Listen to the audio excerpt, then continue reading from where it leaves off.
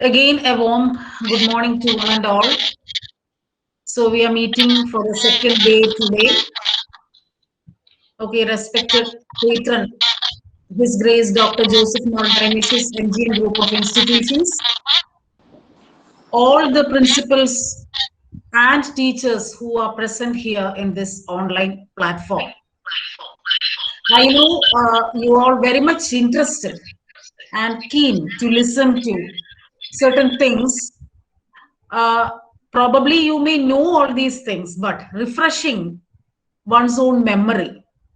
As I have told you yesterday about Bloom's taxonomy, the lowest level occupies the knowledge level where we recall, which is in our memory. So when we recall, what is happening is it will help us to link that recalled memory to a new one. So sometimes you may get some new ideas from this session, and that will be helpful for you to go further in your teaching learning process and also help the students to get a variety of experiences in the classroom. Because yesterday I have already told you that teachers and students are lifelong learners.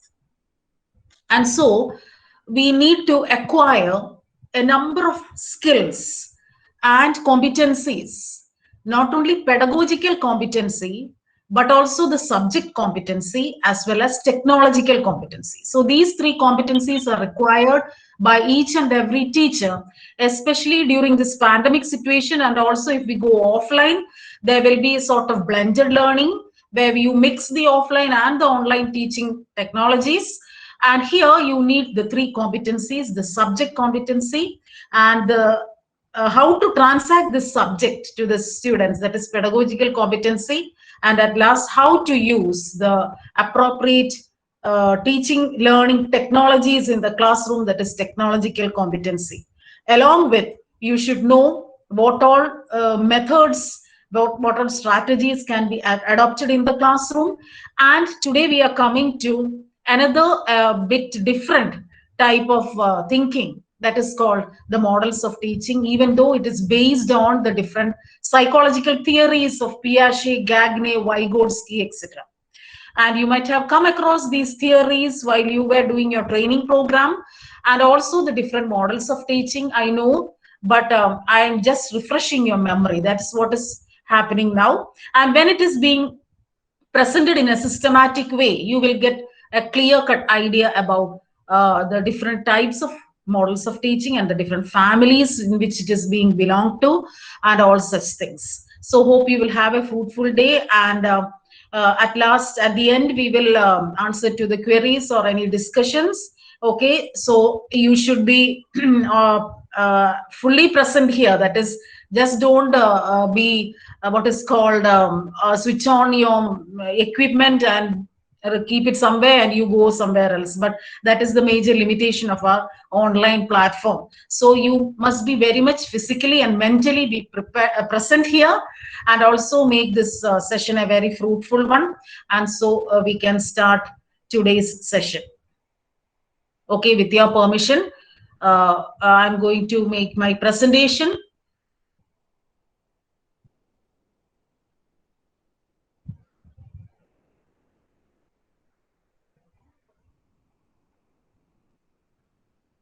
And you must say whether the screens are all coming up well, whether my audio is clear. Okay, is it clear, okay? madam? Yes. So we'll start. Okay, so we are going to learn about or know more about what is models of teaching. And in my a few slides, there are only few slides but more discussions, and I'll be talking about the different plans, the patterns and the blueprint of a model of teaching. And actually these models of teaching was based on certain theories. I have told you certain theories which were developed by Gagne, Piaget, Brunner and Vygotsky. These four people were the great educational psychologists who systematically what is called, I once again repeatedly say that systematically they have conducted a number of studies on children, on different theories, and they brought about a lot of principles in learning. And they have sorted out a number of developmental stages through which an individual is passing. That is from 0 year to his completion in school and in educational institutions. And as the chronological age increases, his development also will take place, and the teachers should be in such a way to understand the needs and aspirations of a 0 year person and a 18-year-old person. So that is quite different, and the needs and aspirations are different, and the teachers should be able to design, develop certain plan of action that has to be put in the teaching learning process in the classroom situation, so that their needs are developed and achieved at the end.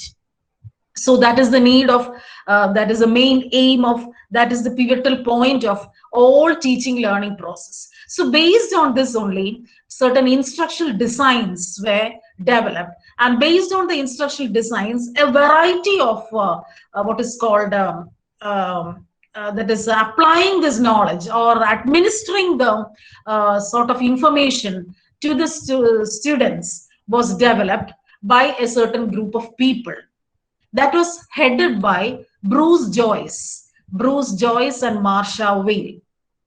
And that is written in this history of models of teaching. That is mainly in the year 1972. That is, can you see my slide? There is echo coming. Can you see my slide and hear me? Okay, ma'am. Yes. Okay. So there was what is called that there is a history behind this, how models of teaching emerged.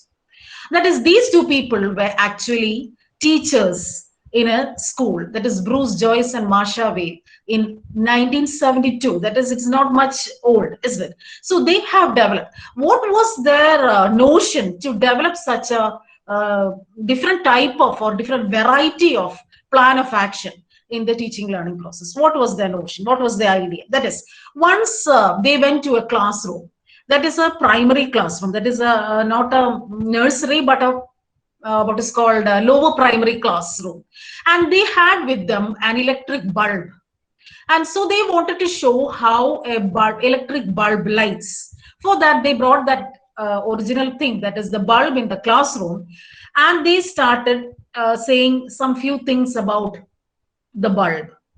And the students were so much, that is it is in the olden days, 1970s, or so it may be before 1970s, okay, and they were very much impressed in seeing that bulb, and they said that they asked many questions.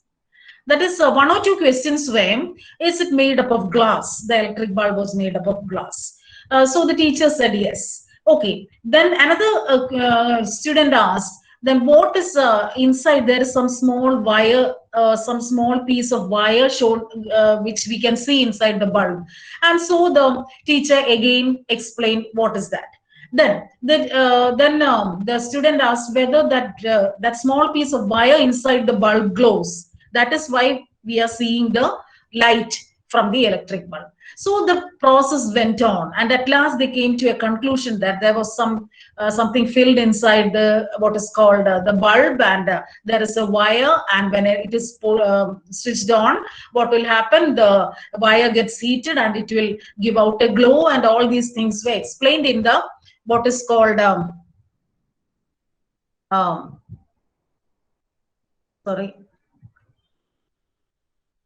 what is called that is the glowing of the electric bulb. So when they came home, the teachers came back home, and they thought, why can't we what is called plan a different type of teaching learning process or a plan of action? Why? Always we know that in a classroom, teachers ask questions, isn't it, to students, and the students respond. That is a normal way of teaching learning process. But here something happened different, that the students are asking questions, and the more they ask questions, the more they get, the more idea they get. So why can't we frame a plan of action like that?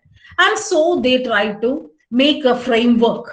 And so they came to one model, and that is called the inquiry training model. And then they went on with the certain other aspects, and they thought and thought, and a huge variety of models of teaching developed. And but we know there are certain things which we cannot apply directly in the classroom, that is especially in our country where the teacher pupil ratio is very large, because we have got some 25 or 30 students for one teacher, which is not there in a developed country. They will have only one or some 15 or 10 students for one teacher, so they can give personal attention. And also they will be they have a number of facilities in the form of, not only form of inclusive, they have got inclusive classrooms, but what is happening there is that if there is a person, an individual who is challenged, maybe he is physically or mentally challenged, if that person is that student is there in the classroom, what will happen is they will form a group. That is, that challenged person will be the central point of attraction, and all members who are going to help that person will form a group. And the more people they accommodate, more challenged people they accommodate in a group, the more grades they will get for that group. So that is the way of teaching, learning, or the classroom practices in the developed country. And we don't have such a situation here.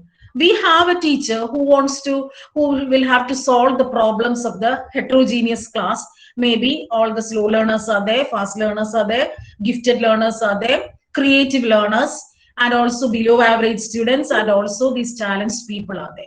So these all are our major concerns of a heterogeneous class. So there are certain limitations in what is called applying these models of teaching in the classroom, but we know we can apply certain models, and only those comfortable models I'm going to explain in detail, but going to give you an overview of the different other types of models which we are not actually practicing in our classroom situations. Okay, so I was talking about Bruce Joyce and Marcia Weil, who was very adventurous, and they came up with a number of what is called models. And still now in our universities, a lot of research scholars are after these models of teaching.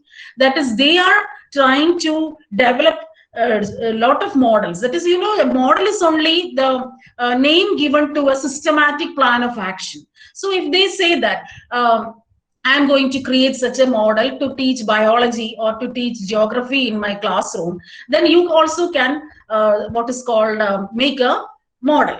Okay, that is, it should have certain important elements that I will be going to tell you in the following slides. And if all these things come in that model, then well and good, it becomes a model. And then you're going to practice it in your classroom situation. And you will see that the level of academic achievement of the students will become more when you apply this model. Why? Because the students will be very much interested in undergoing this model, because it is a variety of something. It's a variety or innovation. It is not the ordinary or the traditional way of teaching, what you were teaching from the school all these years, such as your lecture method or lecture demonstration or project method and all. Something different. So pupils will be interested. And so we can say that this is the history of how models of teaching came into being. So it is various approaches and strategies, and also it includes various learning styles. But one thing you will have to remember is that there is a specific focus on the models of teaching. A focus is there, and that is what we are going to learn. So again comes the meaning and the concept of what is called models of teaching according to Bruce Joyce and Weil. That is, they are just instructional designs. Teachers are always flexible to choose any method or strategies in the classroom. So if you feel that inquiry training model is best to teach a particular topic, you can go for that. If you feel that the concept attainment model is good, you can go for that, because you are at the freedom to choose any way of teaching to the students, because your aim is only to help the students understand the concept before you. And the new thing, find out the solutions to the problem, and all. And also, this models are dependent on certain situations. For example, different models are, one model is different from other model based on its focus, on what it is focusing at.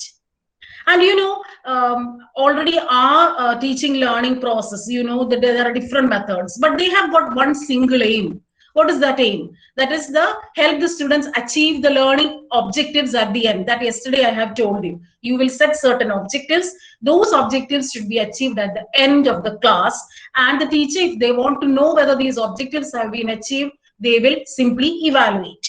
Is it? So, but what is happening in models of teaching? It is something different. It has got a focus, and that focus is different in different models. And the focus is to give a variety of experiences to the students. That is the main aim. So one focus will be different from the other in the different experiences that the students get. And also for that, lot of environmental situations are put into practice. And also we can say that it is a pattern or a plan, we can say, because you say that it is a systematic order of arrangement of certain things. And if you have got a topic with you, you can also make a model. And when you make a model, what will happen is your full involvement is there in the arrangement of the steps of that model, and you can actually implement it in your class in the fullest sense. And also you can select appropriate materials. And also you can set certain guidelines, and also set certain activities and environments, all for the achievement of certain goals. And what is the goal? Goal is the focus of the model. That is, if you're going to implement the inquiry training model, the focus of inquiry training model is different from a concept attainment model. So that process goes on. Now, what are the functions of models of teaching? Mainly, there are three functions. That is, it will design the curriculum or the course of study. Okay. That is, there is a curriculum with you, and also you have got, yesterday I have told you about the year plan, the different chapters which you want to teach, and for each chapters you are going to divide into different lessons. So you have got a course of study with you. And also for that course of study, you are going to what is called develop a number of instructional materials, maybe in the form of teaching learning aids, in the form of resources, in the form of all the facilities available in the classroom, in the form of the environmental situations, and this process goes on. Okay. And also guiding the teacher's activities in the teaching. That is, always your activities have got a prominent position, isn't it, in the classroom. So whatever you show will have a strong impression on the minds of the child. That is why I always say that go to the class with at least a minimum number of teaching aids. That is, because just don't go with your textbook in the hand. Go with some teaching learning aids in the classroom. Help the students do that activity so that it will create a permanent impression on the minds of the child, and also a concrete experience is being provided to the child. So this models of teaching will forcefully help you to show some activities, guide the teachers to show the activities in a learning situation. So you'll be forcefully what is called you will bring 100% teaching aids in the classroom. That is the structure of models of teaching. So that has got a different shape other than the traditional method or strategy which you have adopted in the classroom. So before coming to the different types of, the number of models which I am going to explain, first we'll come to the different family of models. There are mainly 4 families of models. The first one you can see, information processing family. From the name itself, you can understand what is happening there. Our cognitive structure or our cognitive domain is being always working. What is happening in your cognitive domain? You are always thinking. You are accumulating more and more knowledge. So today you get some knowledge, tomorrow you will get, day after you will get, and this process goes on, and you are linking all these knowledges, all the different subjects, all the activities which you do, and all the information is being stored in your cognitive structure, and processing is going on. That is, today if you hear a topic on science, tomorrow you will be hearing on language. So when you hear on language, you will bring all those things which were stored in your memory regarding the language, language, and that will be linked to the new knowledge. Okay, so that is what is called the processing. So you're organizing your schema in such a way that the previous knowledge will help the new knowledge.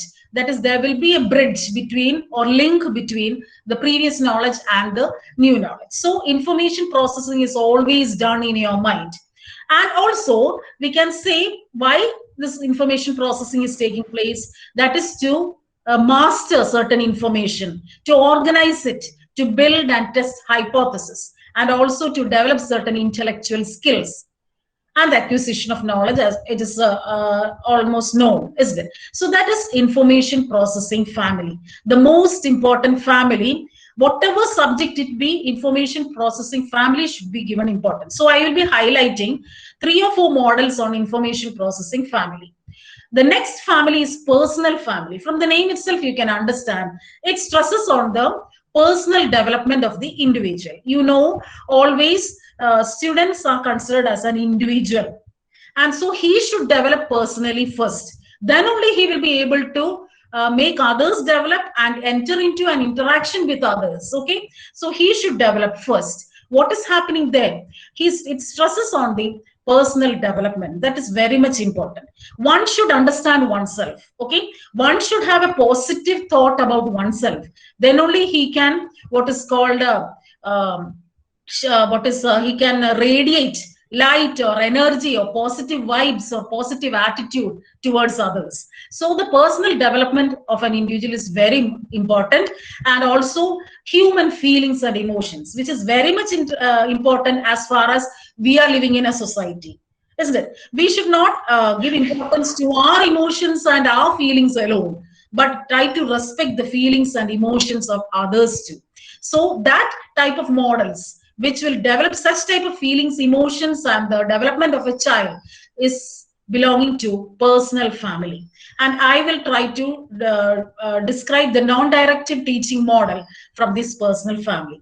Next comes social interaction. It is very much important because, you know, a classroom is a small society, isn't it? It is a society in the way that students are coming from different socio-economic background, coming from different families, coming from different areas, maybe rural, urban, semi-rural, semi-urban, etc.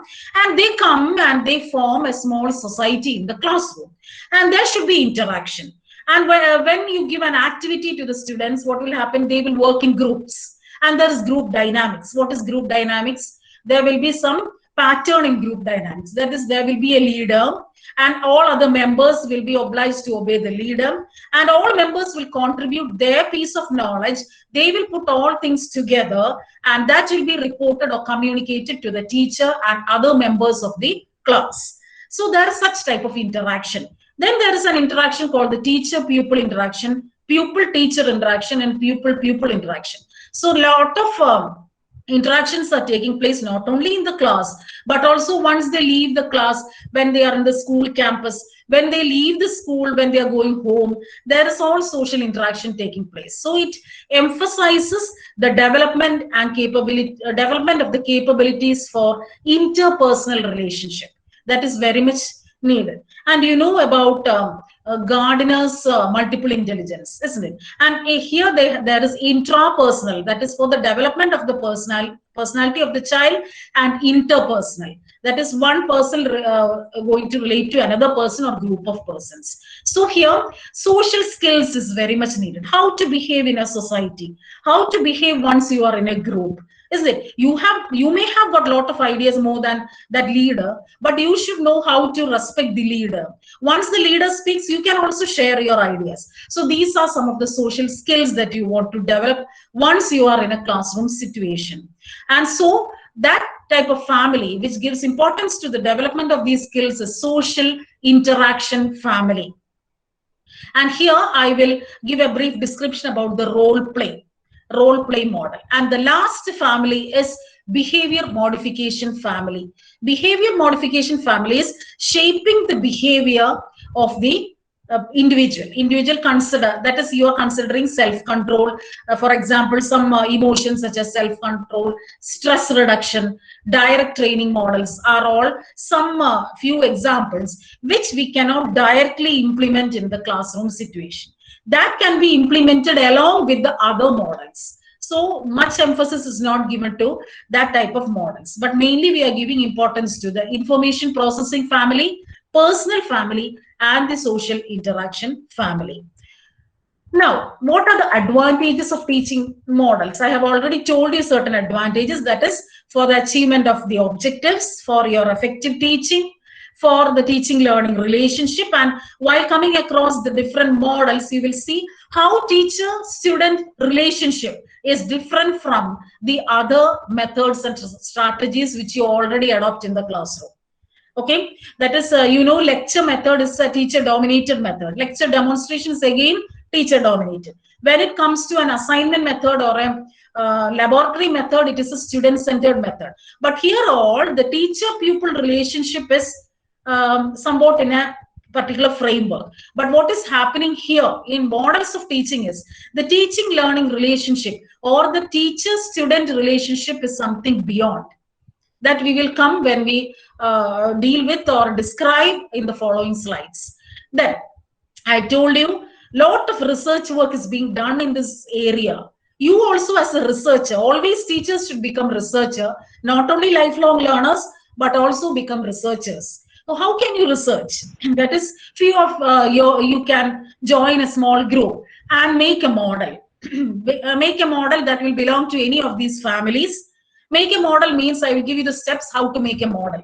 Okay, and those based on that model, you can select a particular topic and what is called you attach this model to this topic, and you can implement this model in the classroom and see how the students are very much attracted to this and how much they are interested. Okay, and a lot of theories of teaching can be what is called implemented in the models of teaching. I told you a lot of theories developed by Gagne, Piaget, Brunner, Vygotsky. So much theories are there in all models. So you are directly applying these theories in the classroom.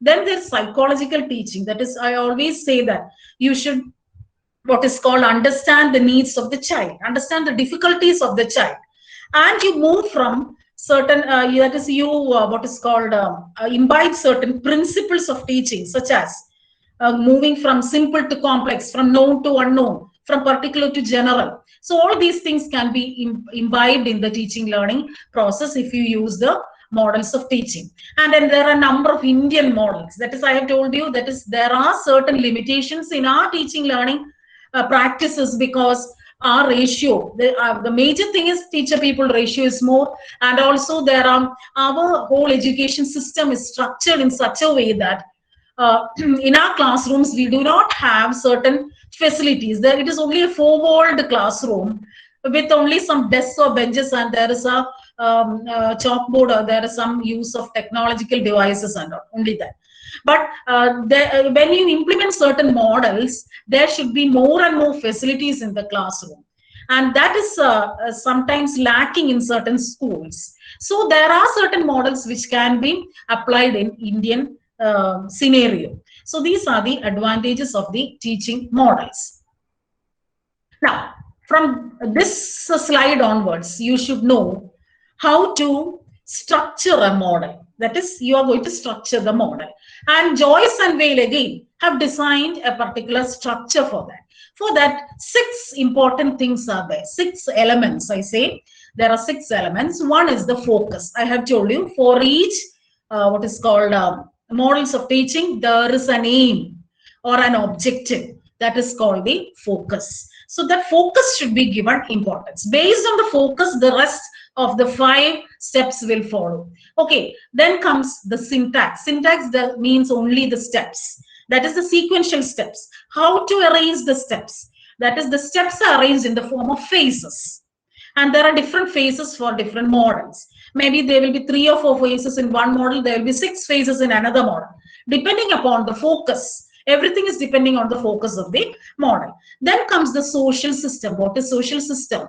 Social system is the relationship between the student and the teacher. I have already told you the relation between the teacher and the student is something beyond the other traditional methods of teaching. That will be explained later in the slides. Then comes the principles of reaction, another important element where because of the relationship between the teacher and the student is something quite different. The student will respond in a different way. And when the student responds, what the teacher will do is, what will be the behavior of the teacher, or what will be the reaction of the teacher to the student's response? That is called principle of reaction. Okay, so mind it, that is when the students react in a certain way in the classroom based on the model, the teacher's reaction to the response of the students is called principles of reaction. So that will be different. If a teacher is implementing inquiry training model, it will be different from concept attainment model. Okay, his principles of reaction will change. Then comes the support system. That is, from the name itself, you can understand all the additional requirements beyond the usual capacities and technical facilities necessary to implement the model. That is, you are going to bring a number of support system or a materials, large number of things in the classroom. For that, a teacher should be putting in a lot of effort. He should be creative. He should be innovative. And all these qualities are required for a teacher. That is why I told you, teachers will be should bring forcefully a number of materials in the classroom. That is called support system. And application. Application means when or where this model can be applied. Some models can be applied in a lower class, some in the higher class, some to what is called in the middle level, and to which age level, to which different levels of students can this model be applied. So these are the 4 fundamental elements of the models of teaching, and this should be highlighted in every model which you are going to design. Okay. Now we'll come to the first family, that is the information processing family, and this focuses on the intellectual capacity. And that is our major concern, isn't it? Why are we teaching? Why are we giving students more knowledge about different topics? Why? Because they should intellectually develop. And you know, all the subjects which they come across, maybe some 10 or 12 subjects which they learn in a class, in a school, they have relationship. And also, they have got some applications. They have developments in their own fields. And once they leave the school, they should be able to solve the needs of the society, understand the needs of the society. They should be able to solve problems in a systematic way. That is the importance of intellectual development. So a person who has not studied and a person who is illiterate, there is difference in his intellectual thinking. So intellectual development is very much needed, which is the need of the what is called of our time, and also of our society, which is the need of our country, because only if the country should progress, there should be intellectually developed students or intellectually developed individuals, members of the society. So that is why the information processing family has got a very important place. And its main focus is on the development of intellectual capacity.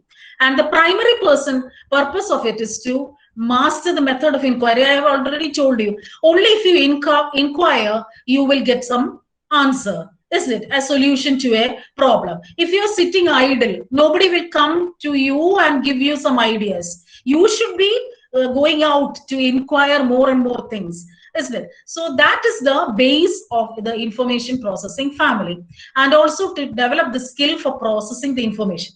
And you always say that I know everything, or I got a lot of information in my fingertips. That is, I just Googled. And when you Google, what will happen? You will get a number of information. And I am going to search certain things about, especially about models of teaching. I will search on the internet. I will get 1,20,000 results. Is it necessary for you? No. There will be only certain few things which is necessary and specific, is it? And that will be that will be stored in your memory. So you are going to process your information, which is needed and which is not needed. Okay, so for every action there will be something, isn't it? There is no needed things and also needed things. So you are going to process your information and organize it logically. What is logically? That is using your logical thinking skills. Organize it in a systematic way. That is, we always say that mathematics students have got a special capacity of thinking logically. Mathematics teachers too have, isn't it? That is why you have to study mathematics, because you can develop this logical thinking in all other subjects also, and also apply this in other subjects. That is very much needed in our present situation, to think logically. So all these things are done in information processing family. And also go across the 7 different models that come under this family. Concept attainment model, developed by Jerome Bruner. Bruner is very much known to us, isn't it? Because he is a great educational psychologist. Bruner's theories are coming out. Then comes the inductive thinking model by Hilda Taba. She is again a great psychologist. Inquiry training model by J. Richard Suchman. Advanced organizer model by David Ausubel. Memory model by Jerry Lucas. Biological science inquiry model by Joseph Schwab. And cognitive development model by Jean Piaget. Very good. Kohlberg and Siegel. So these are a number of what is called members of the information. We know family consists of a number of members, and these are the members of the information processing family, out of which I will be highlighting concept attainment model, inquiry training model, advanced organizer model. Okay, so we'll come to the first model, that is the concept attainment model. From the name itself, you can understand students are attaining concepts. So you will say that in all classes it is done like that, isn't it? What is the major aim of in all classes? To help the students attain the concept. Yes, it is true. But what is happening here is something entirely different. Something entirely different. So you will come across this. So what is the happening here in this model is that it is thought processes are given importance, thought processes. And here also the students are asked to develop certain concepts. And how these concepts are being developed, that is where the students are able to discriminate. Through discrimination and categorization, the students will be led to a concept. Through discrimination and categorization. So those skills will be developed by the students. So those skills, that is how to discriminate certain things, how to categorize. And through these skills, they will lead reach a concept. So actually, what is a concept? Concept, yesterday I have told you about concepts, isn't it? That is while we were preparing lesson plans. What are facts? Facts are a single reality or a truth that can be experimented and observed at any time. That is called a fact or a truth or a reality. So what is the duty of the teacher is to provide these facts to the student through examples. Once 4 or 5 facts are being provided in the classroom, the student form a concept. And that depends upon the mental ability of the child. That is, the concept formed by one student will be different from the concept formed by another student, because there is individual difference. But it should not be in a classroom. The students should form the same concept. That is why the teachers should be able to deliver the instruction, and it should reach the students in equal frequencies. That is the role of the teacher. So when he provides the facts in the classroom, the concepts formed by the students should be in an equal way. Apart from, or you forget about individual difference. So what is concept? Concept is an opinion or a thought or a mental image formed by the individual from the generalization. What is the generalization? The number of facts which you have provided in the classroom. They are generalizing it to form a concept. And Deseco has defined concept as a class of stimuli. That is, you are providing the stimulus in the classroom, isn't it? There is I have yesterday, again, I told you about the behaviorist school of thought. That is, you are providing the stimulus. Once you provide the stimulus, the combination of these stimulus will help the students to reach the concept. Again, it is the abstractions or categorizing the data from a number of observations, isn't it? So when you talk about fruits, say fruit. What is a fruit? Fruit is a concept. So what are the ideas behind the fruit? Fruit is something that is edible, that can be eaten. It is sweet, it is juicy. So all these facts are being categorized to form a concept fruit. And you are giving a number of examples for the fruit, isn't it? So that is what is happening in the concept attainment model. Now, in this concept attainment model, we should highlight the concept. That is why I am giving you the elements of the concept. For example, there are mainly 5 elements of a concept. One is the name of the concept. For example, I told you fruit. Fruit is the name of the concept. So what is the name? Name is the term given to that particular concept. Let it be fruit. Now, examples. Examples will be divided into 2. Positive and negative. So what are positive examples? Positive examples are those which show the characteristics of that concept or the attributes of that concept. Now, what are negative examples which do not show any characteristics of that concept? That is called negative. For example, I will tell orange.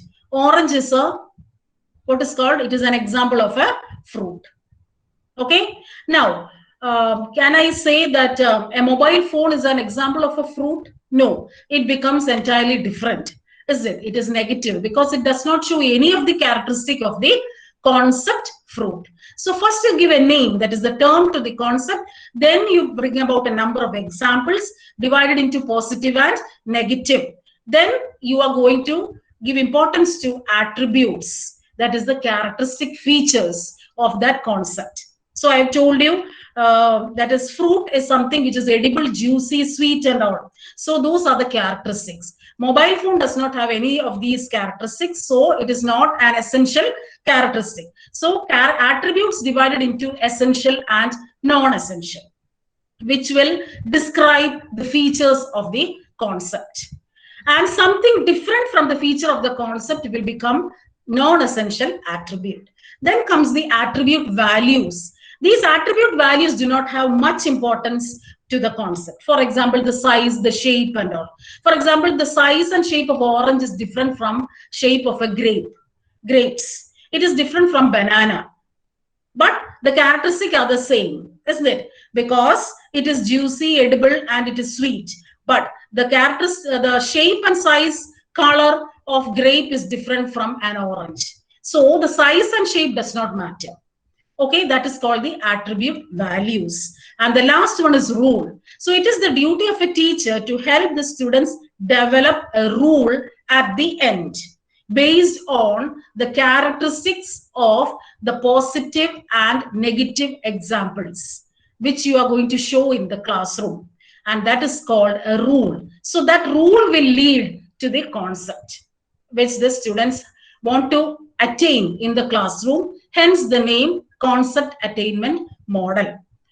So what is happening in the concept attainment model? So all of you see that when you come across the different models, importance is given to the syntax.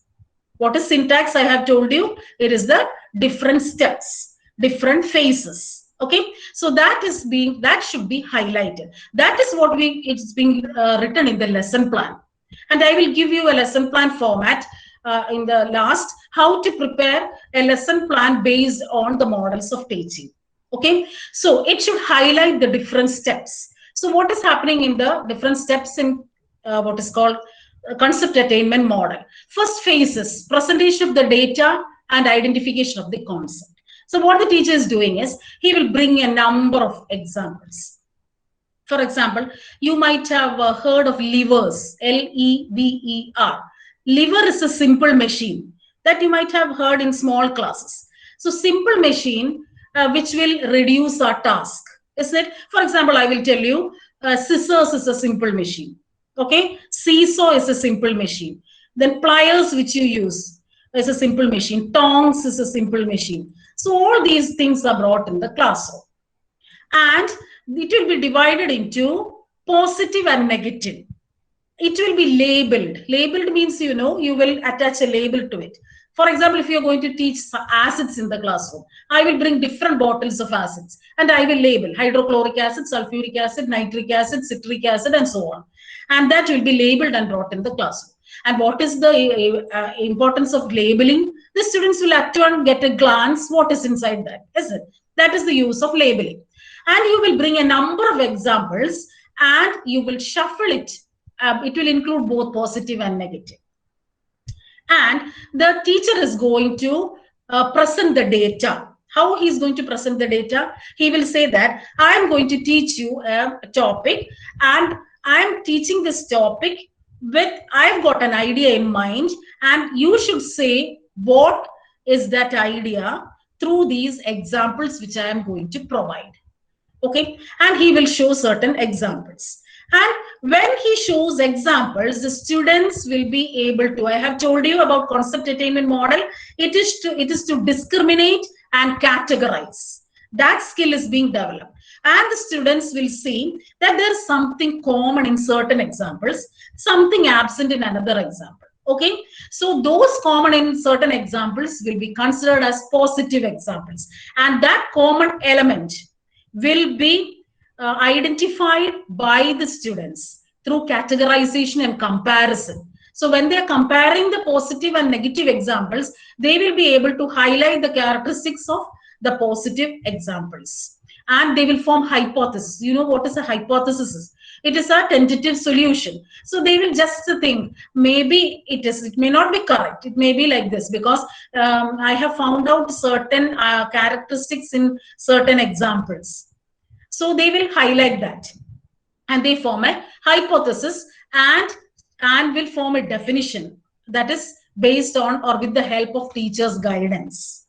So what will happen in phase 2 is the teacher is trying to see whether the students have fully understood. For that, he will bring unlabeled positive and negative examples, unlabeled. That is more examples. So that is why concept attainment model is a model which you can apply only to topics which has got a large number of examples. You cannot apply this to all topics. Okay, so bring a topic which has got a large number of examples and then you bring unlabeled positive and negative examples. And again, the student does not know certain examples because it is unlabeled. He is seeing it for the first time. But looking into that example, he will note that there are again certain essential attributes or essential characteristics and non-essential characteristics which will help them to categorize into positive and negative examples. And again, the student will form a definition or what is called first form the hypothesis and then form a definition. And at last, phase 3. What is happening in phase 3? I always say that for every action, there should be an evaluation at the end. And what is this evaluation here? Analysis of the thinking strategies. That is how they formed this concept through the different thinking processes. That is from phase 1 to phase 3. They have reached the final stage and how they formed this concept. That is, they will analyze their own thinking strategy or process, and that will help them reach a concept at the end with the help of the teacher. So these are the phases of concept attainment model. And what is the principle of reaction here in the concept attainment model is the teacher focus on the pupil's attention. That is, always the teacher should monitor how the students are moving. That is how their students are thinking. That is whether they are coming to the characteristics of those positive examples or whether they are going out of the topic. So always the teacher should focus on the pupil's attention on certain features of the examples. He should encourage the students, assess the students, and evaluate the students. So that is the principle of reaction. I have told you what is principle of reaction. It is the reaction of the teacher once the students response. Okay. Next is the support system. You bring a large number of examples outside the classroom. Okay. Social system. What is social system? It is the teacher-pupil interaction. And what is happening here? It is the teacher-pupil relation. So what is happening in social system is the teacher has got a major role in choosing the concept. in selecting and organizing the and sequencing the data, and to control the action. That is how the students are behaving in the classroom, how they are focusing their attention on certain examples. So that is the social system. And this concept attainment model can be used in all subjects and to all levels of students. That is the application of this model. That is why I highlighted this model, because that can be used in your classrooms also. Next one is very interesting and a very what is called a different something different. That is the inquiry training model developed by Richard Suchman. Why this inquiry training model? Why? From the name itself, you can understand inquiry means you ask. Only if you ask, you will get. So, not only asking, but you are giving training how to ask. Training in how to ask. So, the students should be kept in a puzzled situation. So, how can a student be kept in a puzzled situation? That is, students became puzzled. Not only students, but also all human beings become puzzled when he is in a what is called unstable situation, disequilibrium situation. So a human being cannot remain in a disequilibrium situation for a long time. He will go and find solution. Once he finds the solution, what will happen? He will become in an equilibrium state and he will become stable. Till then, he will be asking questions, asking to people, asking or reading some information from different sources, etc. So this is the base of, or what is called the history of inquiry training model. So when an unusual phenomena is seen, it will be what is called the lead to inquiry training model. So there is a small story narrated before an inquiry training model was being applied in the classroom. That is, a teacher took a number of students to the seashore. And what happened was there was a ship sailing some distance in a far away distance, and the students can see a ship sailing, a huge ship sailing on the sea. And what happened was a small hair clip of the student, a girl student, fell into the water and that got sunk.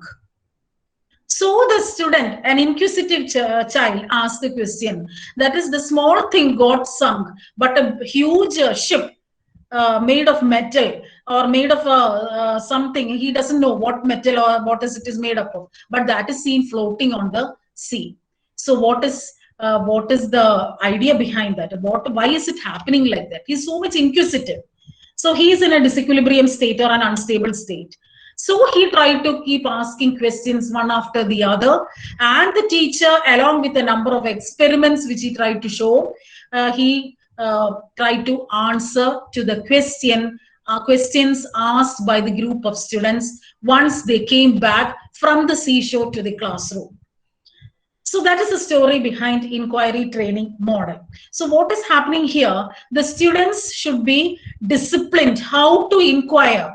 That is, should give training how to inquire. So what is happening in inquiry training model is students always inquire when they are curious, when they are active, when they are creative, when they do an experiment, they will not get a solution. So they become puzzled. When they understand the problem and puzzle, when they solve the problem under guidance, when they are analyze and explain. So all these things are expected from the part of students, and only if they are curious they will learn. Only if they question they will get an answer. So that is the major history or background of the inquiry training model. So what is happening in this steps or the syntax or the phases of inquiry training model is confrontation of the problem. That is the major aim. So what is the focus of inquiry training model? Focus is to ask the students, develop the students or give them the training how to inquire. That is focus. Now, what are the steps? Steps are these are the 5 phases. That is confrontation of the problem, which is the major step. Because the inquiry training model will proceed only if it is fully considered as a problem by the student. So, what is the duty or the role of the teacher? It is the role of the teacher to provide a very good problem in the classroom. But the solution of the problem will not be disclosed by the teacher to the students. And the solution should be what is called uh, solution should be what is considered to be a problem, or the problem should be considered by the student, and the solution should be led, or to the steps should be led by the teacher to the students through the inquiry process, only through inquiry. That is, the problem should be solved by the students themselves by asking questions.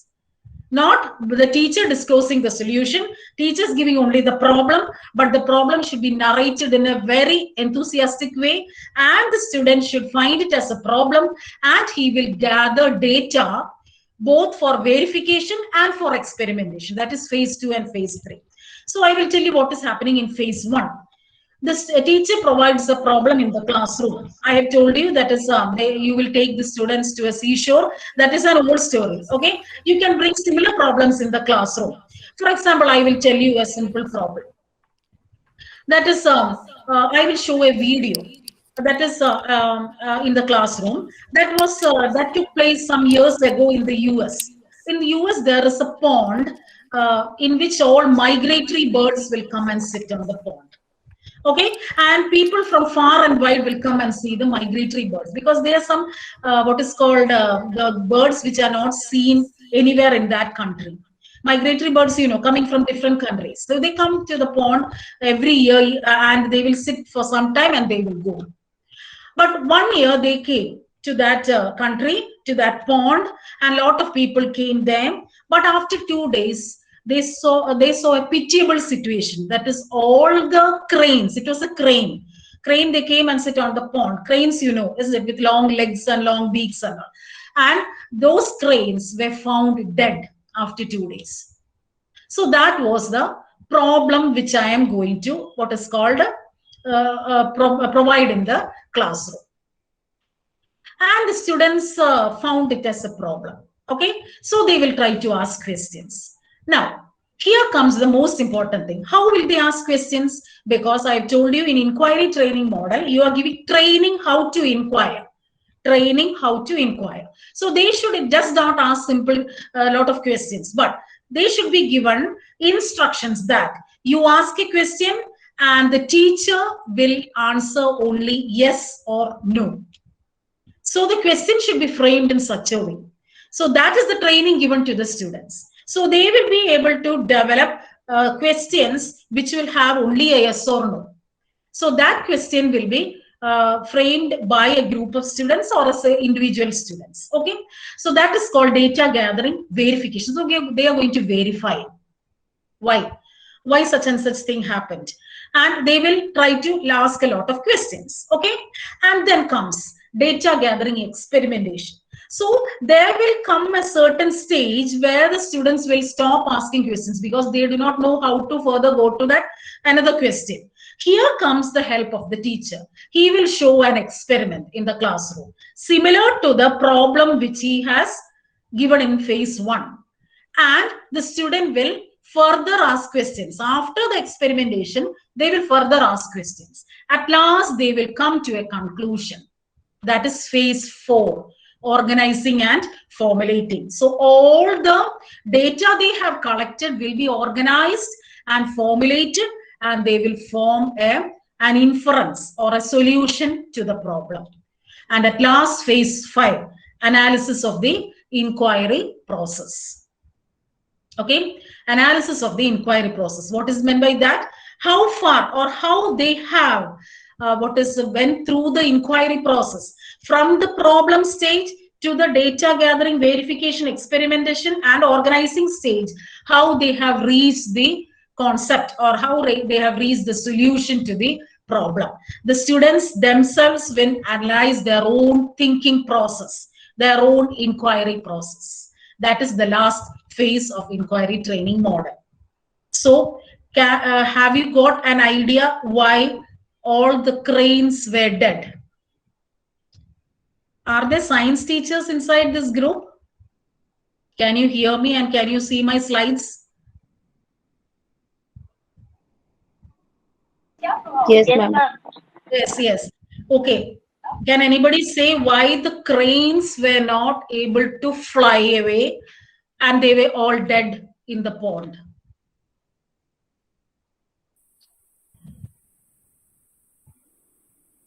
Can anybody say, or I will say the answer? And for that, the students were very much confused here. Why such a thing happened? Okay. For that, what I did was I brought a bowl of water. I have got a shaving brush with me. You know the shaving brush. The bristles, when it is dry, the bristles are all apart. I dipped the shaving brush into the bowl of water. Again, showed them what happened. Can anybody say what happened to the bristles? Anyone can. It becomes wet. Okay, then what will happen further? What happened to the bristles? Okay, wet and also Stick together. They stick together. Same thing. Very good. Same thing happened to what happened to the birds. Okay. But every time they come there, and what will happen is they will come and sit on the surface of the water, and they will eat some fish from the pond, and they can go away. But what happened was, the 2 days ago, that is near the pond, oil tanker collapsed near the pond. And what happened? The oil all spilled into the pond. And what is the peculiarity of oil? When you pour oil over water, what will happen? Oil will remain on the surface of the water. But the cranes do not know this, isn't it? They came there, and what happened was the oil-filled water entered into the feathers of the crane. And what happened? That was all the feathers were stuck together. Why? Because there is a peculiarity that when oil is put into the water, it will reduce the surface tension. The topic which I was going to teach is surface tension. That is a very small topic in science. Okay, so that surface tension was reduced when oil was put in water. What happened? That helped the feathers to be stuck together, and they cannot make it apart. The cranes were, however they tried, they were not able to keep it apart. They were not able to fly, and they were dead. So for that, what I did was I took a bowl of water and I brought a shaving brush, because the inquiry process was stuck at certain moment. To what is deliberately lead that inquiry process, you should show an experiment, isn't it? And for that, you should bring a number of learning or teaching aids in the classroom. That will become the support system. And what is the principles of reaction in this as far as teacher is concerned? When the student asks a question, he should reply yes or no. Either yes or no. Yes will have a knowledge, no also will have a knowledge, isn't it? Students will get some knowledge. And also this teacher should help them to analyze their own thinking process. That is the social system. So this is how the inquiry training process will go on. So the social system is, that is, the teacher should be cooperative, he should be rigorous, friendly, he should be encouraging the students, he should be interacting, he should be open-ended. And he should be a controller, he should be active, facilitator, guide, resourceful, and he should be a helper. Then only inquiry training model will progress. Because when compared with other models of teaching, inquiry training model has gotten certain limitations. Why? Because only if the students are feeling that they can cooperatively ask questions, the class is a democratic one, and I can approach the teacher with any question. That is, the answer is only yes or no. So I should be in such a situation that I am comfortable.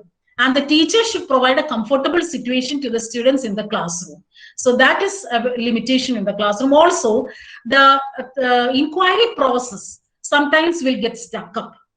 And for 40 minutes, sometimes this inquiry process will not go on. That is the practical difficulty which we face in our classroom. But still, inquiry training model has got a very important place in models of teaching. Now, the support system, I have told you, the original support from the teachers It is an intellectual process because it is coming under intellectual processing family. There will be a lot of strategies for inquiry, but what you should do is you should encourage the students to give only a yes or no answer, and the resource materials, all the resource materials should be there. The principles of reaction, I've told you, it should be in an interactive classroom. It should help the students to develop questions, to answer yes or no, and develop the spirit of inquiry. That is very much required from the inquiry training model. So these are the support system and the principles of reaction. Next one is advanced organizer model. That was developed by David Ausubel. And what he developed was a very important theory called meaningful verbal learning. So what is happening in meaningful verbal learning? We always say that verbal learning has got it is very monotonous because you are using only words from beginning to end. Very monotonous and very dull for the students, and the students cannot come up to the pace of the teacher. The teacher will be running like super fast trains, and the student will find very difficult to come up with the teacher. So he will be he will find it very difficult to understand. So amidst the activity-based method only, David Ausubel came up with meaningful verbal learning. That is, he said that verbal learning is very apt for students provided it is meaningful. That is, how it can be made meaningful, that is by three ways. That is how knowledge is organized. That is how the teacher sees that the knowledge is organized in a particular way. Second, how the mind works to process new information. That is learning. I am going to teach a new topic in the classroom, and the teacher should know how the student's mind will work in accepting the new knowledge. Okay, that is very much needed. That is, they have got some notion or they have got some idea in their mind that should be linked with the new knowledge. And next is how the teachers apply these ideas about curriculum and learning when they present new materials. That is, the teacher should be in a position to understand the mindset of the students, how their mind works, and what all things are going to happen in their mind when I am going to transfer a new idea to the students. So that should be kept in mind by each and every teacher, and then only it becomes meaningful verbal learning to the students. And that is why David Ausubel say that what is happening in advanced organizer model is apart from other models, this is giving importance only to the verbal thing. That is teacher dominated. But how can it be made very interesting? It can be made interesting if the teacher knows all these three things. That is how the mind of the students work. That is very much needed. Now, here comes the different phases of the advanced organizer model. Mainly, there are three phases. First phase is, hope the slide is clear to you. Or is it some dark seeing? Or is it dark? Can you see what is written on the slide? Can everyone see? Yes. Okay. So the first phase is presentation of the advanced organizer. Presentation of the advanced organizer. What is meant by that? I'm going to teach a topic assets in the classroom. So what I will do is, I will give them in advance. What is meant by in advance? That is something before, isn't it? That is, before taking a class, I will give them an idea. I am going to teach such and such things in the classroom today. Okay, first you give a whole idea. Then you divide it into different learning tasks. That is phase 2, presentation of the learning task. What is presentation of the learning task? Divide the whole advanced organizers, organize it into different learning tasks. That is, divide into different small areas. I told you yesterday, that is, you divide a content into different small facts, isn't it? Same thing. Divide a whole unit into different small areas. And that will be provided to the students one after the other. And what is happening in phase 3? Strengthening the cognitive organization. So you will give some idea about topic number 1. Then the next day you will give topic number 2. And this topic number 1 and 2 will be what is called related to each other with a bond that will be strengthened when you hear topic number 3. This process goes on till the whole unit is over. So you have given an idea about the unit in advance in the first day. And then you divide that whole unit into different small learning tasks or small topics and provide one after the other in all the successive classes. And what will happen? They will strengthen the cognitive organization. That is, they will form certain idea in their mind, and that will be strengthened using chaining. There is a principle of learning coming under Gagné. Chaining will be done here. So that is actually happening in advanced organizer. So provide the task well in advance in the first day and then divide it. What we are doing in our normal situation is we are dividing the whole task in advance and providing one after the other in the first day, second day, third day, etc. And finally, you will say the unit is over. Is it?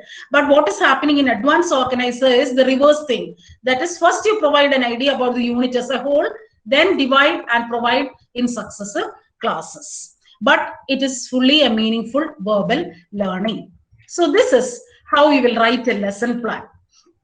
This is it is based on what is called the advanced organizer only. Similarly, you can write lesson plans based on concept attainment model, inquiry training model.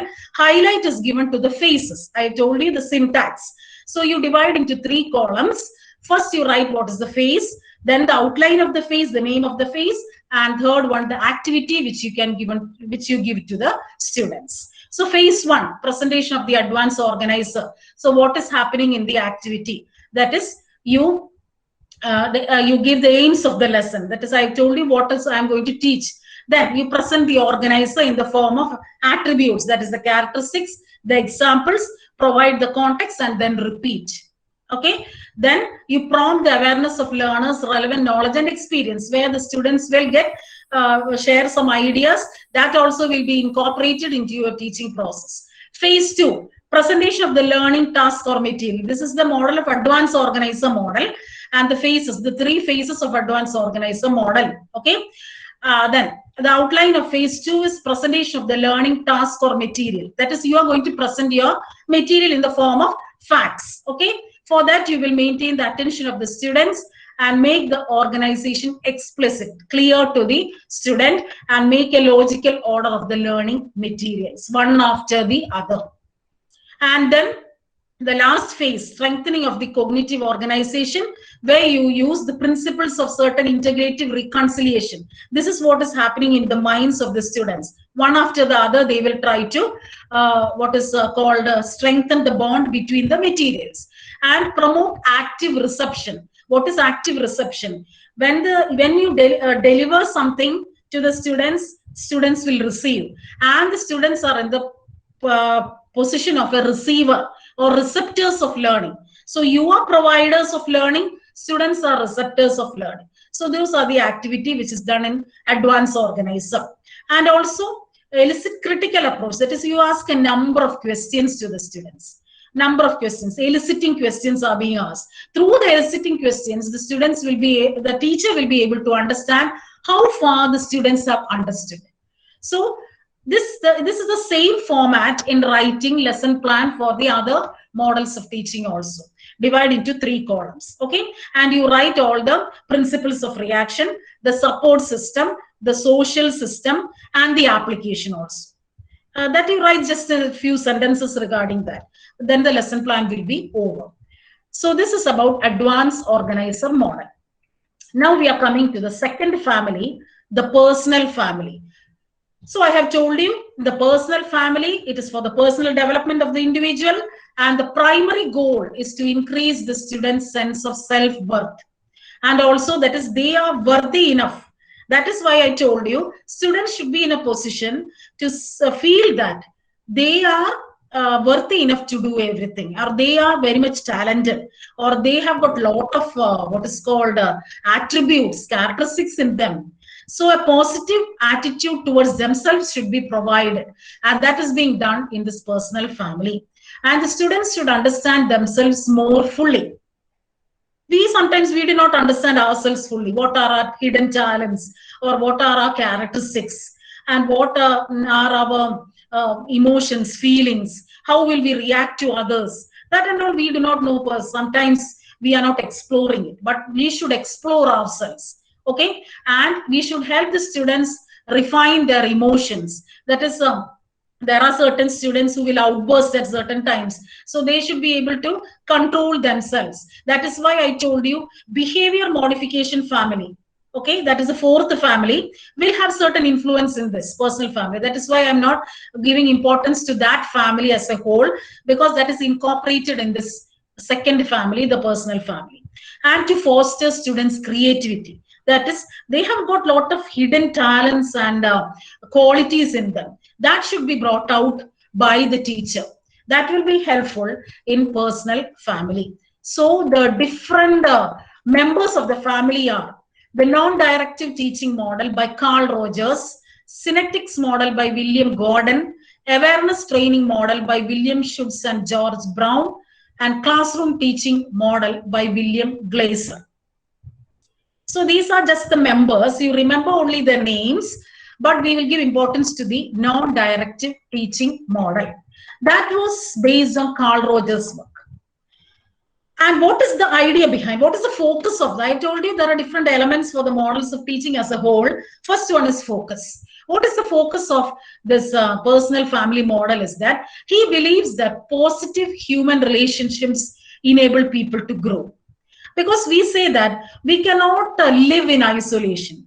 We cannot live in a closed watertight compartment. We should always have social interaction with others. Or the same thing is happening in classrooms. If you're giving an activity to the students, they cannot do it alone. Individual work is good. But if not possible in a classroom, what will happen? They will form small groups. And once they work in small groups, some relationship will be established between the members of the group, and that will help the students to grow. And also it should be based on concepts which they develop should be based on human relations, and that is a major idea of Lev Vygotsky. You might have heard of Vygotsky's constructivism. He has developed the school of thought social constructivism, and in it he says that you should be what is called enter into a social interaction. That is, students learn only through social interaction with others. They cannot learn anything in isolation, they say. But we say that certain students have habits of learning by themselves, is it? But certain schools of thought say that it is not the correct principle. They should learn in entering into a social interaction with others. So that is the base of this non-directive teaching model. So these are the different phases. First phase is defining the helping situation, where the teacher encourages the free expression of feelings. So teacher enters the class and says, I am going to teach you such and such. That is, I am going to teach you about our country, India. So you are free to express your feelings. And the students from different corners of the classroom will try to say what they know about India, what is their feelings of, is it? Then phase 2, exploring the problem. That is, so now here the teacher will come actually to the topic. What is the topic? Climatic conditions of India. Okay, so that will be the specific topic. Here the student is encouraged to define the problem, and the teacher accepts and clarifies the feelings, where the student is given an important position. That is, students will be encouraged to give their feelings and help reach that problem, and the teacher will encourage it to do. Phase 3, developing insight. How? That is, student discusses the problem. Here comes how the student enters into a social interaction in the classroom. The whole class divided into small groups, and the student discusses the problem with other members, and the teacher supports the groups and the students. Phase 4, planning and decision making, where at last they come to with a conclusion. That conclusion may not be correct. Why? Because the students do not know how to proceed with the problem. But their thinkings and their feelings will be written and recorded, and it will be reported to the teacher. And with the help of the teacher, the student will make a plan. and the teacher clarifies it, that is, removes all the doubts from the students and makes it in a correct form. And phase 5 is integration, where the students get further insight. That is, with the help of the teacher, the students will further what is called go to that deep into that problem or deep into that topic, and the teacher is very supportive. That is very much needed, because then only the teacher can guide the students, be a friend, be a mentor, be a facilitator. And at last, action outside the interview, that is what is happening after the session is over, after the topic is being what is called after the topic is being discussed, after the topic is being taught. Why is it called non-directive? Directive means the teacher is directly involved in the situation. The whole thing is done by the teacher. But here, the teacher is not involved in the situation directly, but the students are involved directly through discussion, by discussing the feelings, emotions, coming to the conclusion and all, done by the students themselves. But at the last stage, the teacher will help them with his guidance and with his support. That is why it is called non-directive. So this non-directive model might have been sometimes used in our classroom situation, but not in these phases. So I always urge all of you that you bring a systematic plan of action. That is what is coming in models of teaching. Write the syntax. That is very much important. Write it phase after phase, and then you implement it in the classroom. That is very much needed by a science teacher. So what is the importance of non-directive teaching model? It helps the students to explore new ideas, yes, and also have the freedom to make decisions and choices, because students are left free to do. They are given importance. So they explore, that is their minds, if they are given that facility, they will explore a lot of things, isn't it? But we are not giving it in our classroom, because we always say that if such and such facility is given in the classroom, our portions will not be over, or we cannot finish our portion within the stipulated period of time, or there will be utter confusion in the classroom. These are not the excuses which have to be given by a creative teacher. They should help the students to open up their ideas, their feelings, their decisions, and to open up or explore new avenues. The teachers and students are partners, not teacher occupying the dominant position, and the students are passive or submissive listeners. No, the teachers and students should become partners in learning. So that is the social system and the principles of reaction. And what happens is the students will mold their own way of learning. So they will develop their own style of learning. That is very much needed. Okay. And it encourages the students to think and reflect their feelings. That is very much needed. I always say, as a teacher also, you should use reflective practices. That is, after you have taken the class, you sit for a while and think, how did I take my class? Whether it was according to my plan, according to my way of teaching, or how I planned, whether all the objectives were satisfied or achieved by the students. No. If no, what all modifications to be made? Well, how can I make it more effective? The next class will be more effective. Similarly, encourage students also to reflect on their own ideas. That is, whether I have come to the proper solution, whether my thinking strategies are correct, whether my learning styles are correct, whether the way I am exploring the ideas are correct. All these also should be explored in the most possible way. And the students should be encouraged to reflect. And ask the students to write the reflections on a piece of paper.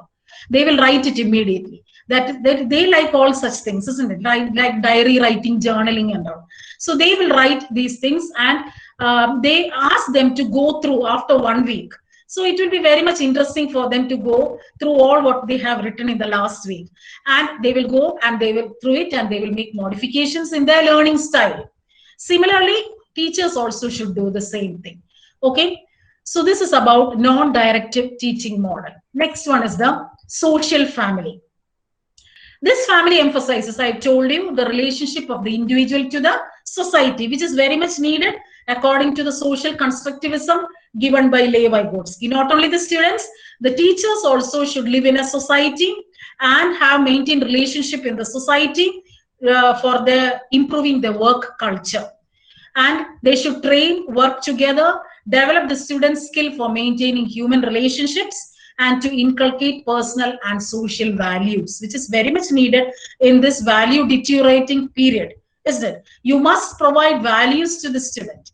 And in your lessons, you can imbibe certain values and deliver it to students. And social family is such a family which will encourage to develop these skills and values. And the members of the social family are group investigation model by Herbert Thelen, role-playing model by Fanny and George Shaftel, jurisprudential inquiry model by Donald Oliver, laboratory training model by National Training Laboratory, social simulation model by cybernetic psychologist, and social inquiry model by Thelen, Oliver, and Sharon.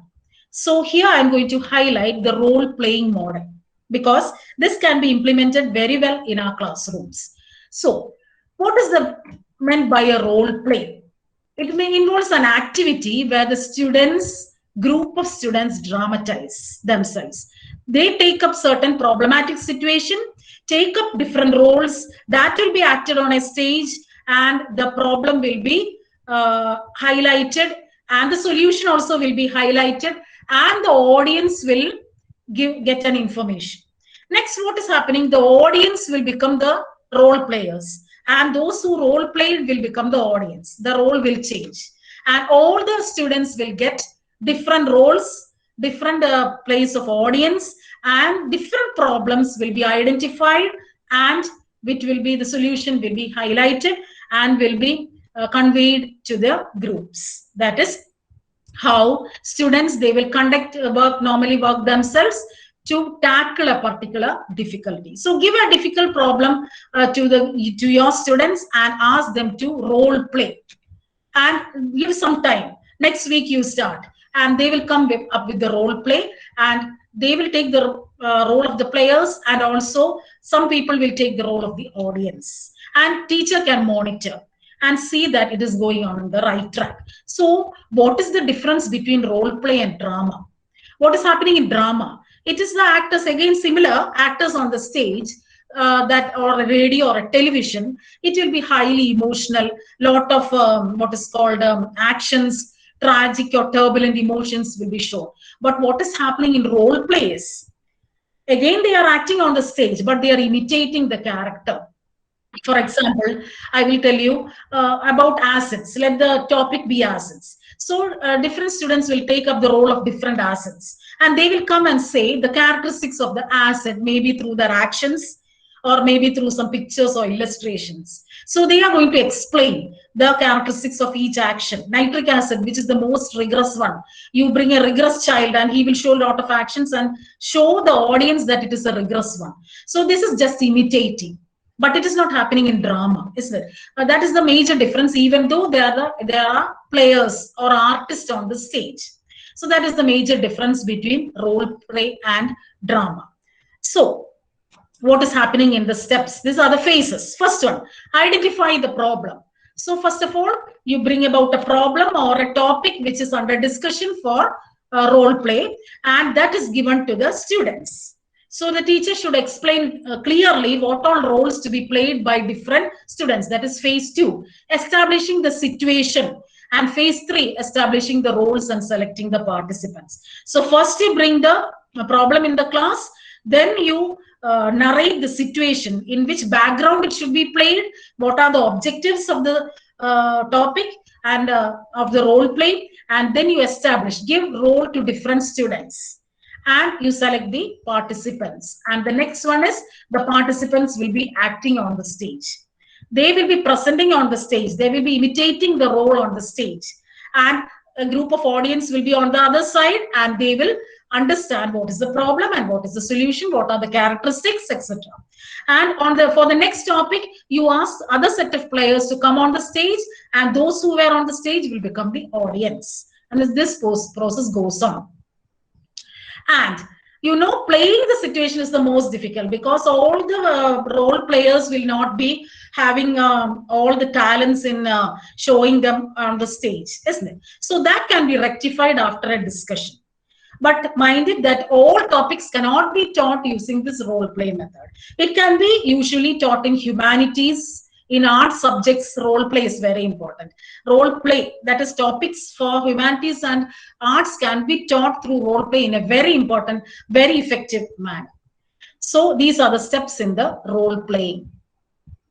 And last one is analyzing and evaluating. That always I say that for every action, at last there should be an evaluating. That is what happened actually in the stage, what happened to audience, and if there were any flaws, why did it happen, and what were the feelings and motives when the students were playing on the stage, and also of the audience, and what variations, that is what modifications can be made to change the result. That is, if they have done it better, the results would have come up better. So that is the analyzing and the evaluating phase. Okay. And the last family is the behavioral system family, which will emphasize the behavior of the learner. And the specific goal is to change or adopt different behavior styles according to the situation. And to self-control, I told you that came in personal family also, and to master techniques for stress reduction. And as teachers, we can just say, that is, you should not be stressed or you should not be tensed. But stress reduction techniques are being delivered by certain clinical psychologists, and isn't it? They know more things better than how to modify the behavior of the students. But as teachers, we are behavior managers, isn't it? We should be able to manage the behavior of the students. The students should, even if they outburst, or if they are tensed, or if they are remaining gloomy, or if they are sad, or if they are overjoyed, all these are the behavioral patterns of the students. So they should be able to reduce and maintain and manage it.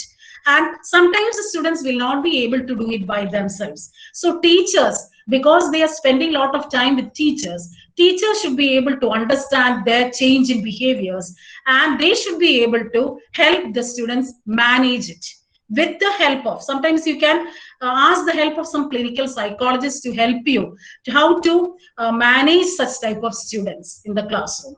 Because majority of them are normal behavior, but there are certain exceptions, isn't it? And also, look to the other side, to foster the leadership quality. That is, all children should be leaders, isn't it? Because we know they should come up first. They should come out from their difficult situations, and they should be leaders in one way or another, or in one field or another. So encourage the students to come up. That is, to encourage their latent, what is called talents inside them, their, what is called their interests, their attitudes, the capabilities, the capacities. So all this will be put out only with the help of the teacher. Some parents will not be able to know this, but the teachers will note it, because they are seeing a variety of students over a long years of time, isn't it? So it is the duty of a teacher to, what is called, to manage such type of behaviors among the students. So here comes the importance of the behavioral system family, and the different elements, or the different, what is called, members of this family are the contingency management model developed by B.F. Skinner. He has again developed self-control through operant methods, stress reduction model by Joseph Wolf, desensitization model by Rim and Master, and assertive training model by Wolf and Lazarus. So these are just for your awareness, but what is happening is, here you are not going to what is called put it into different steps.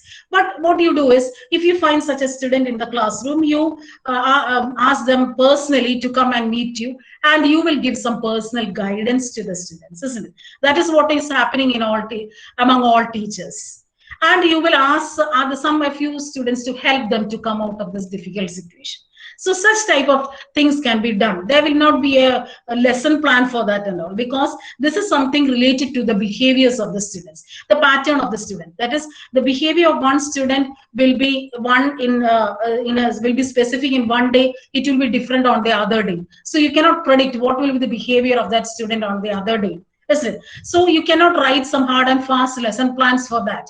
But you should have certain strategies in your mind, how to modify the characters of these type of students. So you bring those students close to you, and you will enter into a what is called a personal discussion with them. Find out the difficulties, find out the problems, and help them to come out of that situation. Maybe some other students can help them. There was once a student in my class who was very introvert, and I always thought how that child will come up for teaching practice, how they will go and what is called she will go and how she will face a classroom if she cannot interact with with her friends. How she can go and face a classroom of 40 students of a heterogeneous group? She will just run out of the class, I thought. So I wanted that child to come out of the problem. So what I did was I chose a very active student of that class and attached this gloomy child to that active child. And what happened was, at the end of the training program, at the end of the course, the person who remained gloomy became more active than the normal child. And she was so much elated, and now she's a very efficient teacher. She got a government job in one of her schools, very efficient teacher in a higher secondary school. And she always says that it is because of that program, that way of leading me to that, or attaching me to that person, that led me to such a situation. And she is so much thankful and grateful to the whole training program. So that can be done to you, with you also. That is, you can identify such type of students and help the students come out of the problem. So this is about the behavioral system family. Now, this is the actual textbook cover of Bruce Joyce and Marsha Weil. The textbook, you can get it, I think, from the online digital text also. It is the 8th edition, and you will come up with a number of models. So the major attraction of this is that each chapter is each model. Okay, and in each chapter there is a small abstract, and the abstract says how the model was being developed, what led to the development of the model. That is, they will say that is how, what situation led them to that model. They will give an instance from the school, from an educational institution that led to this model. So this is a very good book for reference, Bruce Joyce and Marsha Weil, Models of Teaching. And let me conclude with this. Hope you have got an idea about the models of teaching, the different families, and how to write a lesson plan. And hope I refreshed your memories. That is, you might have heard it during your training period. And any points for discussion, we will have it. And as I told you yesterday, this is my text also, and I can help you with some of the topics from this text. Okay, thank you. Thank you for listening, and thank you all the organizers. Thank you.